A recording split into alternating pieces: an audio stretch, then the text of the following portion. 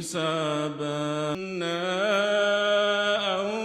أنذرناكم عذابا سمع الله لمن حمده الله أكبر الله أكبر.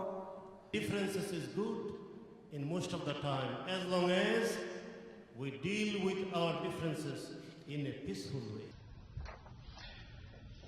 You are brilliant.